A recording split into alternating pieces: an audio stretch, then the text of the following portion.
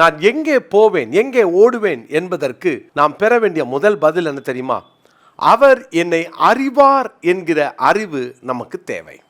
இன்னைக்கு உங்கள் வாழ்க்கையில் இருக்கிற பிரச்சனை யாருமே புரிஞ்சிக்கல. என் கணவன் புரிஞ்சிக்கல, மனைவி புரிஞ்சிக்கல, என் பிள்ளைங்க புரிஞ்சிக்கல, என் உடன்பிறப்பு புரிஞ்சிக்கல, என் உடன் ஊழியர்கள் புரிஞ்சிக்கல, என் வாழ்க்கையில் யாருமே புரிஞ்சிக்கலையா என் பிரச்சனையா, என் கஷ்டத்தை.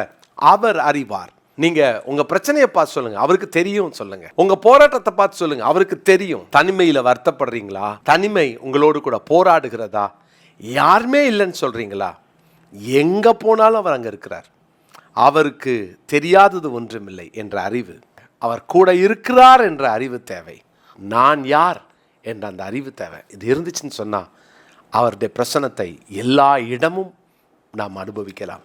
நீங்க உட்கார்ந்து இருக்கிற இடத்துல அவருடைய பிரசன்னத்தை அனுபவிக்கலாம். பயங்கரமான இருளாக இருந்தாலும் அவருக்கு முன்பாக அது ஒன்றும் செய்யாது. அந்த இருளை வெளிச்சமாக்குவார்.